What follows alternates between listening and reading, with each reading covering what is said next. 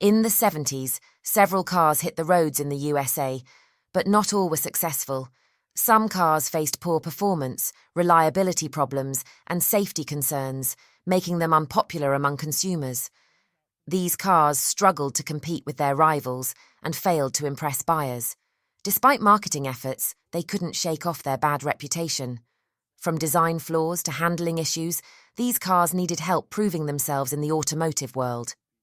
Even though years have passed since their production, these cars are still remembered as some of the worst from the 1970s.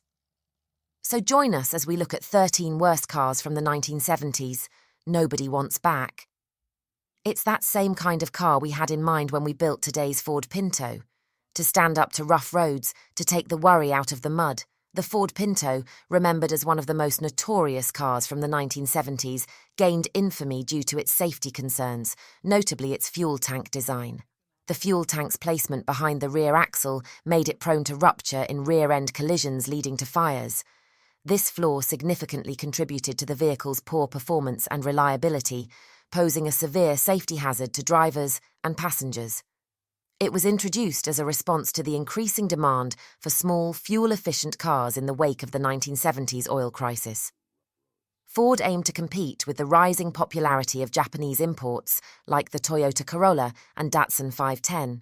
The Pinto was designed to be compact and economical, offering drivers an affordable option during skyrocketing gas prices. Despite its controversial safety issues, the Ford Pinto initially enjoyed strong sales due to its competitive pricing and fuel efficiency. Critics criticized the Pinto for its design flaws and safety issues, significantly denting its reputation. The car faced numerous recalls and lawsuits, further tarnishing its image. Despite its other features, such as compact size and economical fuel consumption, the safety issues overshadowed any redeeming qualities. With the Ford Pinto's tale of safety concerns and its impact on automotive history concludes, did other cars of the 1970s face similar fates?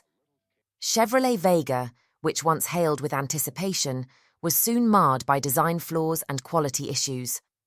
How did this promising car fall so short? Initially anticipated with excitement, the Chevrolet Vega soon became one of the worst cars of the 1970s due to a myriad of design and engineering flaws. Quality control problems plagued the Vega, with issues like excessive rusting and frequent engine failures significantly impacting its reliability and performance. Rust problems were particularly severe, affecting not only the aesthetics, but also the structural integrity of the vehicle. Engine failures were also common, often due to poorly designed components and inadequate manufacturing processes. These flaws not only led to poor performance, but also contributed to a decline in consumer confidence and sales. Safety concerns arose due to structural weaknesses caused by rust and the engine's unreliability, making the Vega a risky choice for buyers. Automotive experts and journalists criticized the Vega extensively for its lack of durability and quality, further tarnishing its reputation. Vega fell short in performance, reliability, and overall quality compared to its competitors, failing to establish itself as a formidable contender in the market. Despite its flaws, the Vega had a unique aluminum engine, an innovative feature at the time. However, this novelty couldn't overshadow its numerous shortcomings. The Pontiac Aztek stands out as one of the most disliked cars in Pontiac's lineup. Its unconventional design featured a polarizing appearance that many found unattractive. This aesthetic misstep and lackluster performance quickly contributed to Aztek's poor reputation. The Aztek's design and engineering flaws extended beyond its appearance. Its performance fell below expectations, with underpowered engines and subpar handling, diminishing its appeal to consumers seeking reliable and capable vehicles. Safety concerns were also raised due to its lack of crash test ratings and perceived structural weaknesses. Experts criticized the Aztek for its design, performance, and overall lack of coherence, further damaging its reputation. Despite attempts to market it as a versatile and adventurous crossover, the Aztek failed to resonate with buyers. It was initially intended to revolutionize the automotive market with its crossover SUV design, blending elements of an SUV with those of a minivan. However, its unconventional appearance, characterized by its polarizing front-end styling and clashing bodylines, was met with widespread criticism from consumers and automotive enthusiasts alike. Despite efforts by Pontiac to market the Aztek as a versatile and adventurous vehicle, its unconventional aesthetics overshadowed its practical features. Notwithstanding its flaws, the Aztek gained a cult following in recent years, particularly among fans of Breaking Bad, where it was featured prominently as the character Walter White's vehicle. However, this resurgence in popularity still needs to diminish its status as one of Pontiac's biggest flops, with its reputation tarnished in the automotive world. As the Pontiac Aztek's unconventional design fades into memory, did the Ford Mustang II, departing from its iconic predecessor's image, tread a similar path of disappointment and criticism? Take a closer look at the new Mustang II, the small personal car now with the exciting performance of an optional V8 engine. The Ford Mustang II, launched in 1974, disappointed many enthusiasts as it departed from its predecessor's robust and muscular image. The Mustang II got a pop culture boost with its appearances in the hit TV show Charlie's Angels. The show featured customized Mustang IIs, driven by the characters, helping to increase the car's popularity, especially with the Cobra II appearance package. Its primary design flaw was its downsizing, which aimed for better fuel efficiency but sacrificed the performance and overall appeal that made the Mustang famous. This downsizing decreased engine power and performance, resulting in lackluster acceleration and handling. Safety concerns arose due to its diminished structural integrity and reduced crash protection compared to earlier Mustang models. One interesting fact about the Mustang II is its release timing, coinciding with a period marked by rising fuel prices and stricter emissions regulations. As a result, Ford shifted its focus from raw power to fuel efficiency and compact size, reflecting the changing automotive landscape. The Mustang II was built on a smaller platform, utilizing economical four-cylinder engines alongside V6 options, in contrast to the powerful V8 engines synonymous with the earlier Mustang models. This shift in design was both a response to market demands for more fuel-efficient vehicles and an effort to comply with stringent emissions standards imposed during the 1970s. Critics lambasted the Mustang II for its lack of power and uninspiring performance, tarnishing its reputation in the automotive world. Although no notable recalls or safety issues were plaguing the Mustang II, its lack of appeal compared to its predecessors and competitors contributed to its downfall. Despite its shortcomings, the Mustang II carved out a niche among enthusiasts who valued its compact dimensions and retro design cues. Nonetheless, it tends to be eclipsed by other Mustang generations in the realm of collector cars, maintaining its notorious standing as one of the less revered vehicles of the 1970s American automotive scene. American Motors Gremlin costs so little to buy. If you can afford a car, you can probably afford two Gremlins. The AMC Gremlin stood out with its unique and compact design. However, its unconventional appearance was just the tip of the iceberg regarding its flaws. One of the main design flaws was its rushed production, leading to poor quality control and reliability issues. These flaws contributed to poor performance and durability, diminishing its appeal among consumers seeking dependable vehicles. Safety concerns were also raised due to its small size and structural weaknesses, making it less desirable than other subcompact cars on the market. However, this design choice allowed AMC to maximize interior space while keeping the overall size of the vehicle compact, which appealed to drivers seeking practicality and fuel efficiency. Despite its quirky aesthetics, the Gremlin achieved moderate success in the market, selling well during its production years. AMC offered various trim levels and engine options, giving consumers multiple choices to suit their preferences and budgets. The Gremlin's affordability, fuel efficiency, and practicality made it popular among budget-conscious buyers looking for an economical and reliable mode of transportation. Despite attempts to market it as an economical and practical choice, the Gremlin failed to resonate with buyers looking for reliability and performance. Although there were some recalls to address safety issues, they couldn't salvage the Gremlin's image.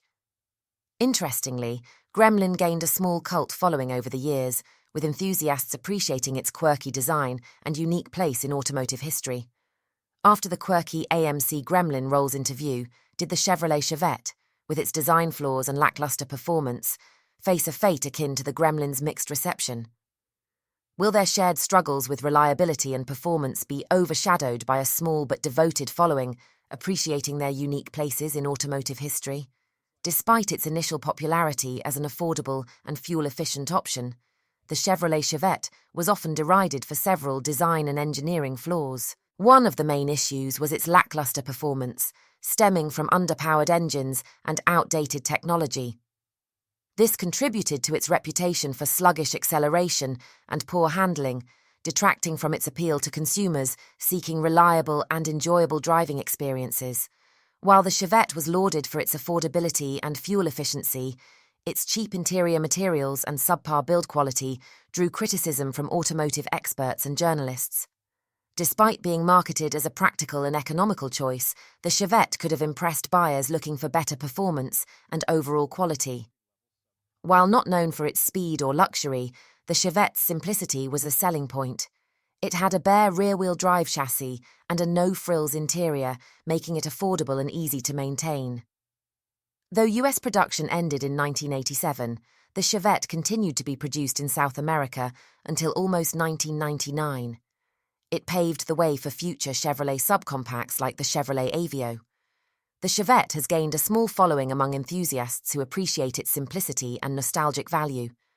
Nevertheless, it remains primarily remembered as one of the worst cars from the 1970s. You're looking for mileage and a solid, substantial car. That's velocity. The Plymouth Valere and Dodge Aspen, introduced as successors to the beloved Plymouth Valiant and Dodge Dart, failed to live up to their predecessors' reputations due to several design and engineering flaws. One of the main issues plaguing these models was poor quality control, resulting in various reliability problems. These flaws contributed to their reputation for subpar performance and frequent mechanical issues, diminishing their appeal to consumers seeking dependable vehicles. Automotive experts criticized the Vola and Aspen for their lack of refinement and reliability, further tarnishing their image. Despite attempts to rectify some issues through recalls, their reputation was already damaged. Interestingly, the Volare and Aspen gained a small cult following among enthusiasts who appreciate their classic styling and nostalgic value. Given the disappointing legacy of the Plymouth Volare and Dodge Aspen, did the Ford, Granada and Mercury Monarch, despite their luxury ambitions, similarly grapple with issues of performance and reliability, ultimately leaving a legacy marked by disillusionment and lost potential in the 1970s American automotive scene. The Ford Granada and its counterpart, the Mercury Monarch, aimed to offer a luxurious driving experience in the 1970s. However, instead of winning hearts, they earned a spot among the worst cars of the decade. These models failed to meet expectations and were marketed as upscale alternatives to smaller domestic and foreign vehicles. One of the main criticisms against them was their lack of innovation. In an era of rapidly evolving automotive technology, the Granada and Monarch fell short regarding features and advancements. Additionally, reliability became a significant concern for owners. Both models were plagued by mechanical issues, from engine troubles to electrical malfunctions, leading to frequent breakdowns and costly repairs. The quality of materials used in their construction also left much to be desired, contributing to a perception of poor build quality. Despite their attempts to capture the luxury market, the Granada and Monarch ultimately failed to impress consumers, who often opted for more reliable and technologically advanced alternatives.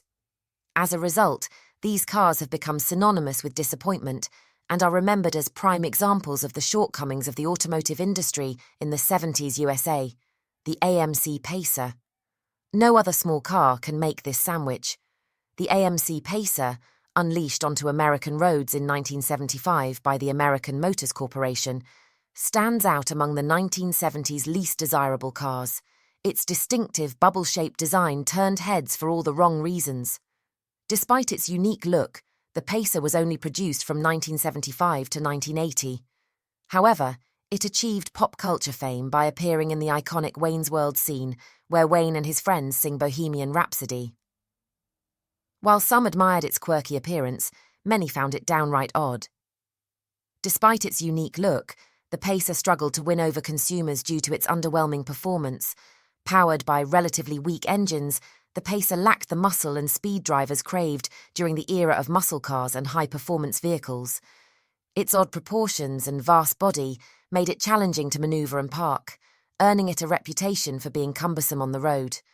Moreover, the Pacer suffered reliability issues with various mechanical problems plaguing its owners. AMC's attempt to break into the compact car market with the Pacer fell short, as it failed to resonate with buyers seeking style and substance. While it may have been ahead of its time in terms of design, the Pacer ultimately fell flat in the eyes of consumers who prioritized performance and reliability. Notwithstanding its brief moment in the spotlight, the AMC Pacer quickly faded into obscurity, symbolizing 1970s automotive experimentation gone wrong. The odd proportions of the AMC Pacer fade into memory, but did the Chrysler Cordoba, with its luxury aspirations and underwhelming performance, share a fate similar to the Pacer's struggle for acceptance? Despite its luxurious appeal, will the Cordoba's shortcomings relegate it to forgettable automotive experimentation, akin to the Pacer's obscurity as a symbol of design missteps from the 70s? I know my own needs, and what I need from an automobile, I know I get from this new Cordoba. The Chrysler Cordoba aimed to capture the luxury market with its elegant design and upscale features. However, despite its luxurious appeal, the Cordoba faced several design and engineering flaws that could have improved its performance and reliability. One of the main issues was its lackluster performance, resulting from underpowered engines and outdated technology. These flaws contributed to its reputation for sluggish acceleration and subpar handling, which failed to impress consumers seeking a refined driving experience. Despite its luxurious amenities, consumer perceptions were negatively impacted by Cordoba's reputation for poor performance and reliability, leading to limited popularity during the 1970s. Although no notable recalls or safety issues were plaguing the Cordoba, its lack of appeal compared to competitors hindered its success in the luxury market. Interestingly, despite its flaws, the Cordoba has gained a small following among enthusiasts who appreciate its classic styling and nostalgic value. However, it remains primarily remembered as one of the worst cars from the 1970s, with its status in the collector car market being relatively low compared to more iconic models from the era. The elegance of the Chrysler Cordoba clashes with the sportiness of the Chevrolet Monte Carlo. However, did the Cordoba's luxury aspirations suffer a fate similar to the Monte Carlo's promise of performance, marred by handling woes and reliability issues? With its sleek and sporty design, the Chevrolet Monte Carlo might have seemed appealing at first glance, but it earned its place among the worst cars of the 1970s in the USA. While it projected an image of performance and style, the reality could have lived up to the expectations. One primary criticism of the Monte Carlo was its poor handling. Regardless of its sporty appearance, the car struggled to deliver a smooth and agile driving experience. Its bulky frame and outdated suspension system made maneuvering it cumbersome, especially around tight corners and curves. The build quality of the Monte Carlo left much to be desired. Owners reported various issues with reliability, including mechanical failures and structural weaknesses. The car was prone to rust and deterioration, leading to premature aging and deterioration of its appearance. These shortcomings made the Monte Carlo an undesirable choice for automotive enthusiasts seeking performance and durability in their vehicles. Despite its initial popularity, especially during the muscle car era of the 1970s, Monte Carlo's reputation suffered due to its lackluster performance and build quality. Our driver climbed aboard a Plymouth Cricket. We turned on the cameras, and it looked like this.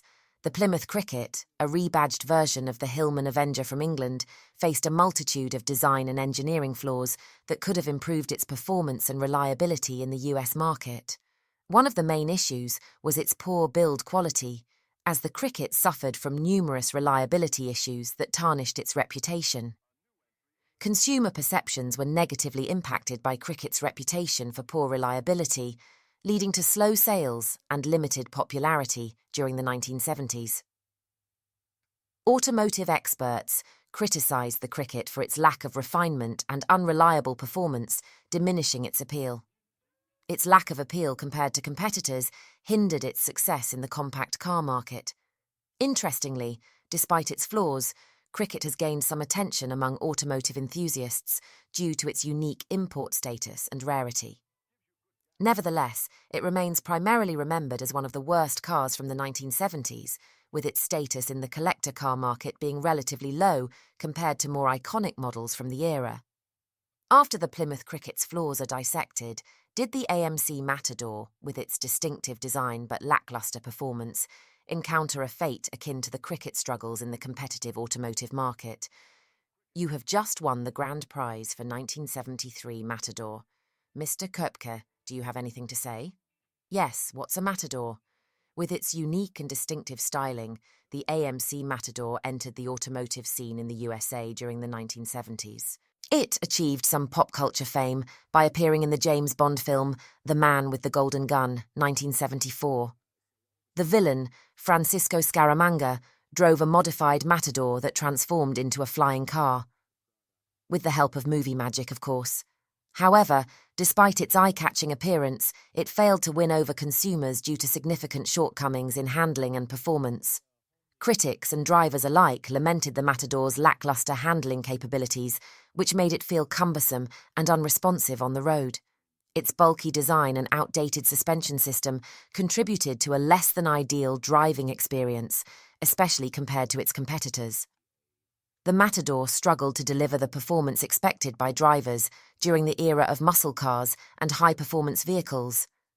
Its engines were often underpowered, failing to provide the exhilarating acceleration and power enthusiasts craved.